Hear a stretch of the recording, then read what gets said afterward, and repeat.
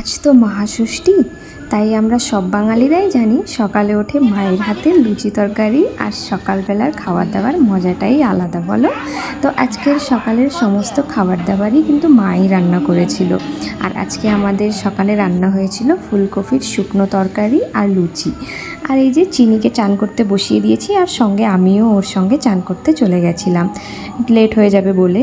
আর মায়ের না খুবই ইচ্ছা ছিল আগের থেকেই যে ওনার নাতিপুতি হলে উনি ষষ্ঠী পালন করবে, কিন্তু এই বছর তো আর সেমনি করতে পারবো না, তাই আজ ছোট্ট করে একটু ওকে শুধু মাথায় টিকাটা লাগিয়ে দেব। আর আজকে দেখো আমার চিনিটা চেয়ার থেকে পড়ে মাথাটা ফুলিয়েই নিয়েছে। আজকে সকাল থেকে মনটা খুব ভালোই ছিল, কিন্তু চিনির পড়ে যাওয়ার পর থেকে মনটা একটু খারাপ হয়ে গেল। আসলে আমরা সব বাঙালিরাই তো এক বছর ধরে এই দিনের অপেক্ষা করি, বলো।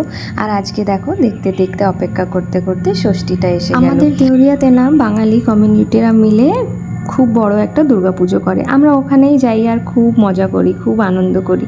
আমাদের দুর্গাপূজা মানেই তো বলো খাওয়া দাওয়া, সাজা গোজা, ঘোরাফেরা, এটাই বলো, এটাই তো আনন্দ। দুর্গাপুজোর অপেক্ষা আমরা সবাই করে থাকি, আর এই দিনগুলো আসলে না মনে হয় যে এনার্জিগুলো ডবল হয়ে যায়। তো আজকে তো সন্ধ্যাবেলা আমরা যাব মন্দিরে মায়ের দর্শন করতে।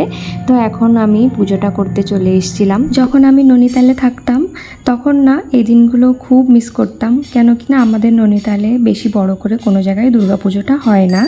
আর ননিতালে এক জায়গায় দুর্গাপুজো হতো আর আমরা যেতাম একদিনই, কেন কি বাড়ি থেকে অনেকই দূর ছিল, তো প্রত্যেক দিন তো আর যাওয়া সম্ভব ছিল না, তাই আমরা নবমী বা অষ্টমীর দিনে যেতাম। আর সারা বছর ধরে শুধুমাত্র ওই দিনটার জন্যই অপেক্ষা করতাম। ওই দিনকে আমরা ওখানে গিয়ে ঠাকুর দেখতাম, ঘুরতাম ফিরতাম, খেতাম ভালো মন্দ, কিছুটা শপিং করতাম, তারপরে বাড়ি ফিরতে ফিরতে আমাদের রাত হয়ে যেত। আর এখানে এসে তো আমরা দিনে দুবার যাই, সকালে একবার যাই অঞ্জলি দিতে, তারপরে রাতে আবার যাই আরতি করতে।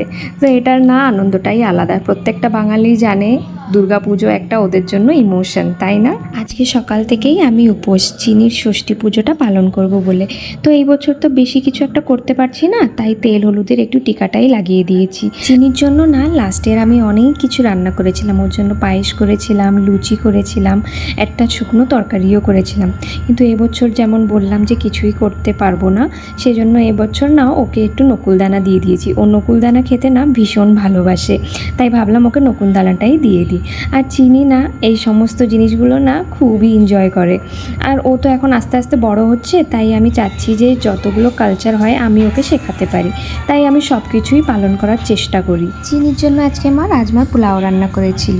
তো আজকের ভিডিওটা এখানেই শেষ করছি। ভিডিওটা কেমন লেগেছে অবশ্যই জানিও। টাটা।